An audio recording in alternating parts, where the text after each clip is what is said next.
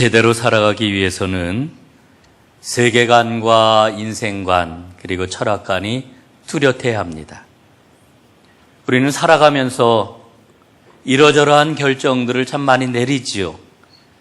여러분이 이렇게 내리는 결정 뒤에는 말씀을 드렸던 우리의 세계관, 우리의 인생관, 우리의 철학관이 작동을 하고 있습니다. 여러분 살아가시면서 뭐를 제일 중요하다고 여기십니까? 여러분 그렇게 중요하게 여기는 것, 그걸 왜 그렇게 중요하게 여기십니까? 그 까닭이 뭘까요? 중요하게 여기도록 내 안에서 작동하고 있는 게 무엇입니까? 그게 바로 내가 가지고 있는 인생관이고 세계관입니다. 그리스도인의 말로 이것을 다르게 표현을 한다라고 하면은 믿음이라고도 이야기할 수 있지요. 혹은 믿음의 눈, 믿음의 관점이라고 이야기할 수 있습니다. 어제 저는 텔레비전에서 한 철학 교수가 인문학 강의를 하는 것을 잠깐 볼 수 있었습니다.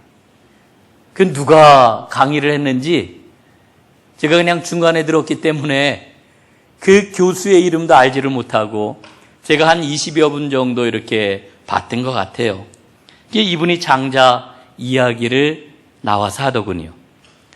대붕이라고 여러분 아시죠? 전설에 나오는 아주 큰 새. 이 대붕 이야기를 했는데 이 대붕이 한번 날아오르면은 한 번에 9만리를 날아간다고 그래요. 9만리. 그러면은 이 대붕의 마음을 뱁새가 알 수 있을까요? 아마 모를 겁니다. 죽었다가 깨어나도 뱁새는 대붕의 마음을 이해할 수가 없을 것입니다. 그 까닭은 대붕이 쓰는 언어하고 뱁새가 쓰는 언어하고 다르기 때문에 그렇습니다. 그런데 이 철학 교수가 그 다음에 아주 의미심장한 이야기를 들려주더라고요. 이 대붕의 언어하고 뱁새의 언어가 다른데 이 둘 사이에 언어를 해석해 줄 수 있는 존재가 있다는 거예요. 여러분 그 존재가 뭔지 아십니까? 기러기.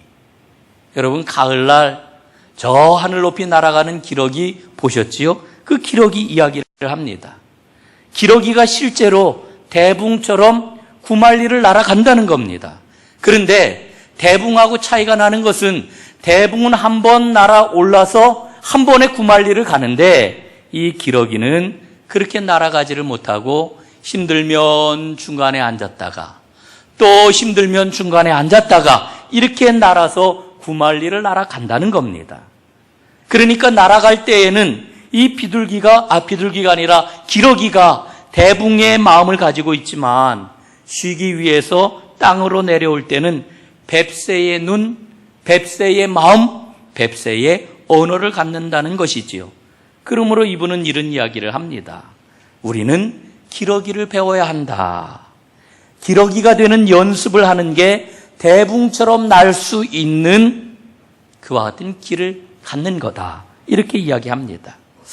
저는 그 말을 듣는데 그 이야기가 마음에 확 와 닿았습니다. 여러분 우리는 종종 예수님의 말씀, 성경 말씀을 듣고 성경 말씀을 읽을 때 어떤 그런 그 생각을 갖습니까? 아, 이건 너무 엄청난 이야기야. 예수님의 말씀은 나하고 상관이 없어. 아유, 나 같은 사람이 어떻게 감히 뭐 이러면서 예수님의 그런 그 말씀을 나하고 상관없는 그런 그 말씀으로 이렇게 한쪽으로 치워놓으려고 합니다. 여러분 바라기는 오늘 기러기의 마음을 가지시기를 바랍니다. 그래서 그분의 말씀을 이해하는 접점을 꼭 가질 수 있기를 간절히 바랍니다. 여러분 오늘 본문을 가리켜서 사람들은 예수님의 성전 정화 사건이라고 이야기하지요. 예수님이 6월절에 성전으로 올라가셨습니다. 올라가 보니까 장사꾼들, 돈 바꾸는 사람들, 성전에 가득한 겁니다. 그래서 예수님께서 이 사람들을 다 내어 쫓으십니다. 그 모습이 얼마나 과격한지 몰라요. 사람들이 이런 예수님의 모습을 보고서는 깜짝 놀래가지고 오늘 이렇게 예수님께 이야기합니다. 당신이 이런 일을 하니 우리에게 무슨 표적을 보여줄 것입니까? 여러분, 예수님이 성전을 깨끗하게 정화하신 게 무슨 까닭일까요? 여러분, 성전은 생명이 담겨 있는 하나님의 집이지요. 그런데 사탄은 성전을 더럽히고 성전을 파괴하려고 합니다. 이렇게 더럽혀지고 파괴된 성전을 예수님께서는 회복시키시려고 하는데 궁극적으로 회복하시려고 합니다. 그래서 오늘 말씀을 이렇게 주지 아니하십니까? 이 성전을 헐라 내가 사흘 동안에 일으키리라. 그런데 여러분, 사람들은 예수님이 하시는 이 말씀을 알아듣지를 못합니다. 예수님의 말씀을 이해하지를 못합니다. 그리고 반문을 하지요. 이 성전은 46년 동안이나 걸려가지고 지은 집인데 어떻게 사흘 만에 지을 수가 있겠습니까? 여러분, 예수님이 사흘 만에 짓겠다라고 하는 말씀의 의미가 뭡니까? 오늘 성경을 보니까 자신의 육체를 가리켜 하신 말씀이다 그랬습니다. 여러분, 그 말씀대로 예수님은 십자가에 달려 죽으셨고 사흘 만에 죽은 자 가운데서 다시 살아나셨습니다.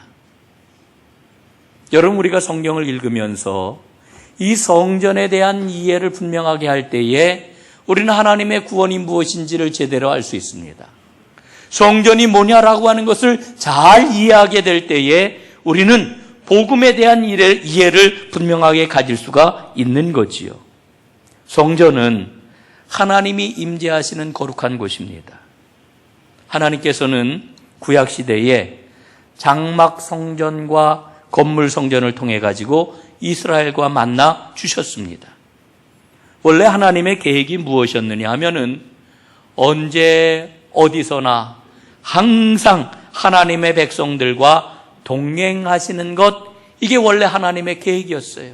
하나님의 마음이었다라고 하는 겁니다.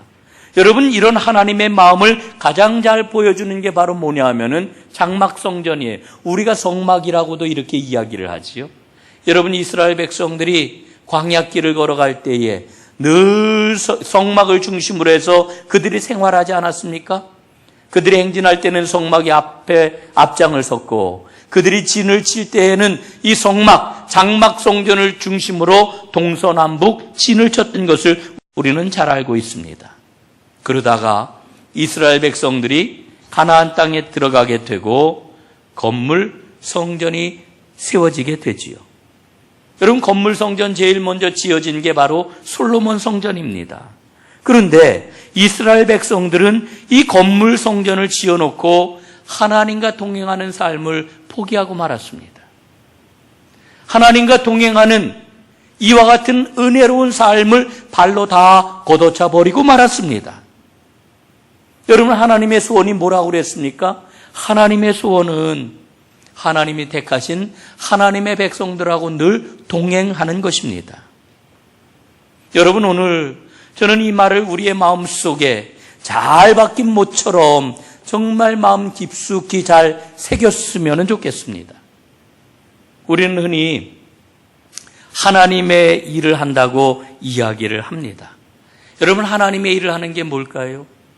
하나님의 일을 하는 것은 하나님의 뜻을 잘 알고 그 뜻에 순종하고 하나님을 따르는 것, 다시 말씀드리면 하나님과 동행하는 것이 하나님의 일입니다.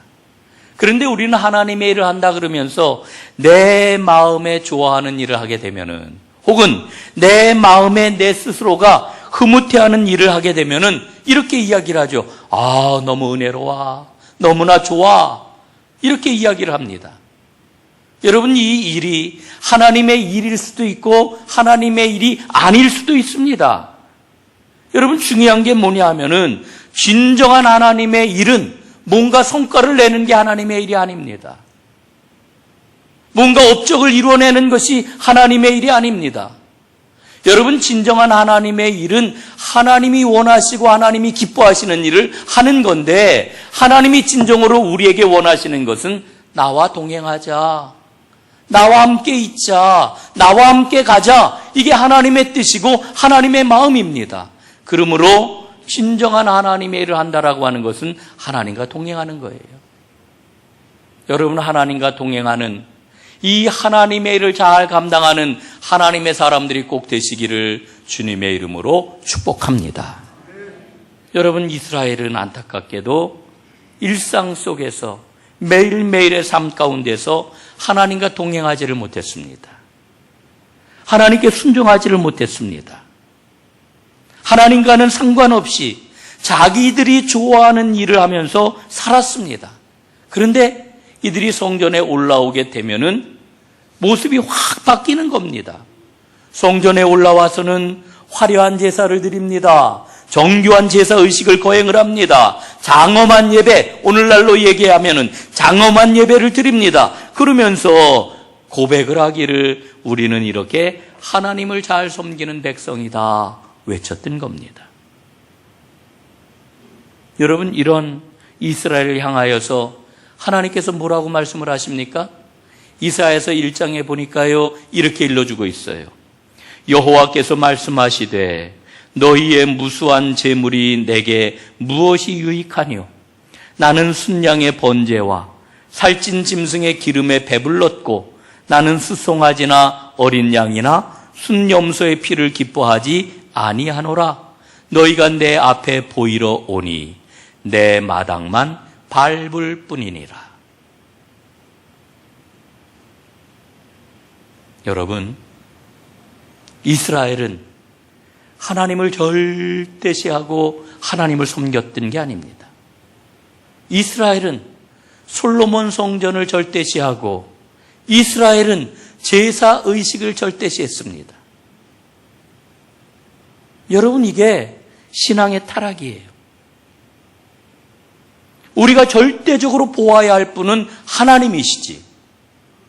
여러분, 성전 건물이나 성전에서 드리는 제사 의식이 우리를 거룩하게 하는 게 아닙니다. 여러분, 성전이 왜 거룩한가요? 하나님이 계시기 때문에 거룩해요. 여러분, 제사 의식이 왜 거룩한가요? 하나님께 드리는 제사이기 때문에 그 의식이 거룩한 것입니다.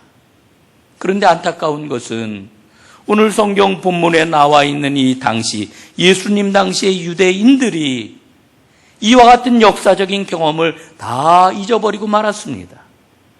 여러분, 이스라엘이 하나님 앞에 온전한 신앙의 길을 걷지 못함으로 신앙의 타락을 가져옴으로 인해 가지고 그들은 바벨론에게 멸망당하지 않았습니까? 그런데 예수님 당시에도 수많은 유대인들이 이와 같은 역사적인 경험을 다 까마득하게 잊어버렸다는 겁니다. 이들은요, 그 옛날 자기 선조들처럼 헤롯 성전을 절대시했습니다.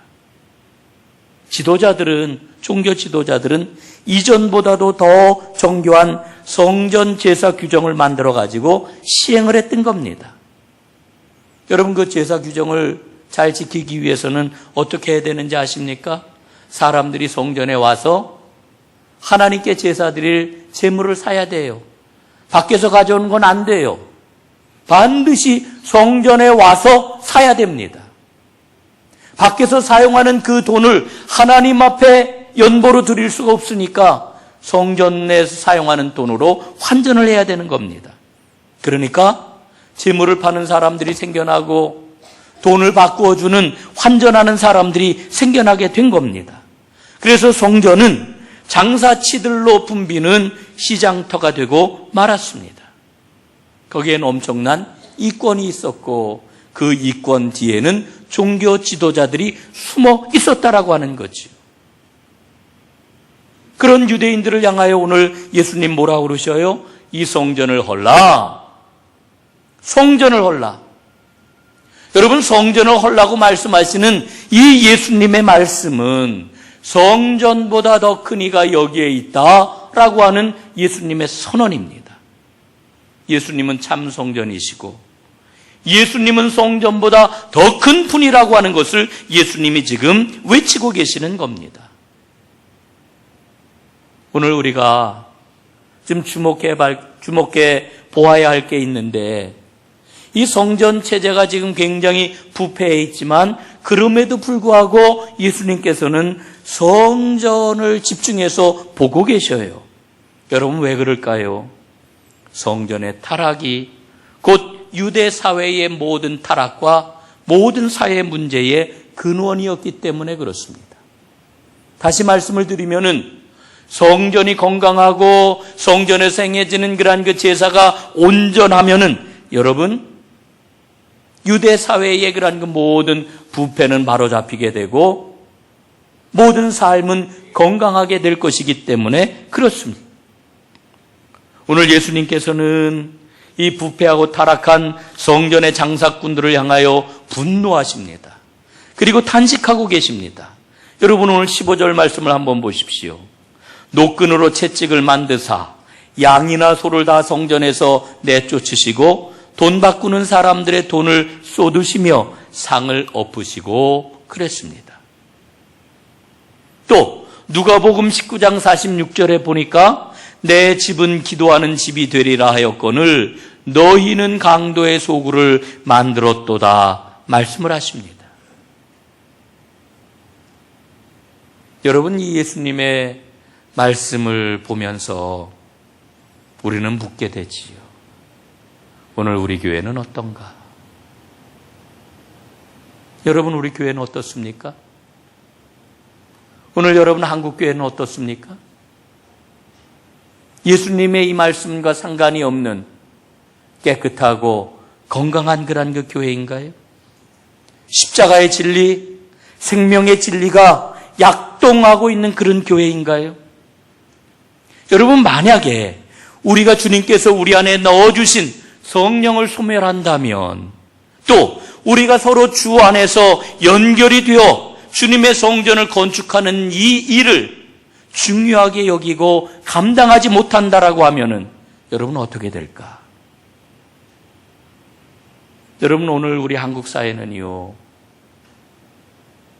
정상적인 시스템이 작동하는 사회라고 이야기할 수 없습니다. 아프지만 우리는 인정할 건 인정해야 됩니다. 한국 사회가 이렇게 어그러진 데에는 저는 교회의 잘못이 크다고 생각을 합니다.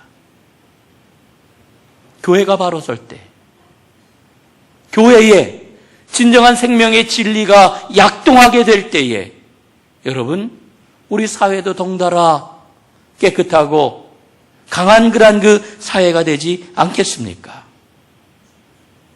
여러분, 예수님께서는 온전한 생명을 주시기 위해서 성전을 헐라고 말씀을 합니다. 예수님이 세우셨던 그 성전을 우리는 세워야 합니다. 그러기 위해서는 예수님이 자신의 몸을 내어 성전을 헐어버리셨던 것처럼 우리도 옛사람을 헐어야 합니다. 아주 오래전 이야기입니다. 70년 전 이야기인데 1948년 암스테르담에서 제1차 세계 교회협의회 총회가 열렸습니다. 그런데 그 총회를 열면서 개회식을 치르기에 앞서가지고 장례식을 먼저 거행을 했습니다.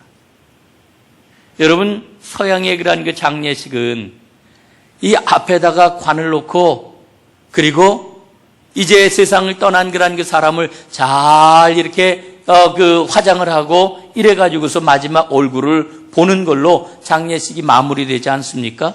그 사람들이 한 사람씩 나와가지고 관 속에 있는 시체를 확인을 하고 예식을 이제 마무리하게 되는 거지요. 그런데 관을 들여다보는 사람들마다 놀랍고 심통한 표정을 지었습니다. 그 관 속에는 어떤 시체도 들어있지 않았습니다. 그 관 밑바닥에는 커다란 거울이 하나 놓여 있었습니다. 그래서 사람들은 이게 누구의 죽음인가 하고 들여다보는데 그 관 속에서 자기의 얼굴을 맞닥뜨리게 되었던 거지요. 여러분, 메시지는 너무나도 분명한 겁니다.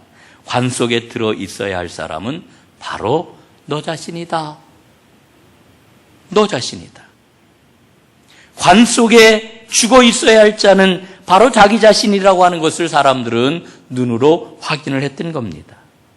그날 사회자는 다음과 같은 기도를 하고 모든 의식을 마쳤다고 그래요. 주여, 우리는 제2차 세계대전을 겪는 동안 나라와 민족과 국민들이 서로 담을 쌓고 지내왔음을 고백을 합니다. 지금 저희들 안에 있는 증오심과 적개심을 완전히 죽여 주옵소서. 전쟁이 지나간 이 세계를 향하여 주님께서 간절하게 우리에게 들려주시는 그 목소리가 이 총회를 통하여 생생하게 세상에 전달될 수 있도록 저희들을 사용해 주옵소서. 여러분, 저는 그 기도문을 보면서 그 기도문은 여전히 오늘 우리에게도 필요하구나 하는 생각을 갖습니다. 여러분, 우리 안에는 타락한 인간의 본성이 있습니다. 죄악성이 그대로 남아 있습니다.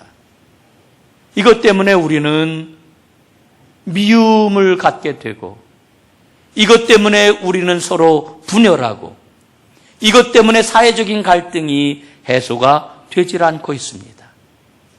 그런 세상을 향해 우리 예수님께서는 이 성전을 헐어라 간절하게 말씀하고 계십니다. 여러분, 오늘 우리가 헐어야 할 성전은 과연 무엇입니까? 어떤 성전을 헐어야 되겠습니까? 여러분, 예루살렘 성전에는 죽은 짐승들, 그 제물들에게서 나는 피비린내 나는 악취로 성전이 가득했습니다. 장사치들은 얼마면 돈을 바꿀 수 있다라고 하는 이런 소리를 얼마나 목청 높이 외쳤는지 모릅니다. 여러분, 예루살렘 성전에만 악취가 진동할까요? 그 옛날 예루살렘 성전에만 자기의 이익을 탐하는 목소리가 가득한 걸까요? 여러분, 혹시 우리 안에 이런 악취가 진동하고 있지 않습니까? 여러분, 우리 교회 안에 겉으로는 하나님의 이름을 높이지만 자기의 이익과 자기의 명예와 자기를 높이려고 하는 이와 같은 탐욕이 꿈틀대고 있는 것은 아닙니까? 사랑하는 여러분, 옛사람을 헐어야 합니다. 내가 스스로 세운 나 자신의 성전을 헐어야 합니다. 그래야 주님께서 우리에게 허락하시는 새로운 성전이 내 안에 세워질 수 있습니다. 그래야 우리 주님께서 그렇게도 원하시는 우리가 서로 연결되어 하나님의 큰 성전을 이루는 복을 누릴 수가 있습니다. 여러분, 주님께서 우리에게 주신 가장 근원적인 복은 내가 주 안에서 아름다운 성전으로 지어지는 것이요, 또 우리가 서로 연결되어 하나님의 큰 성전을 지어가는 것입니다.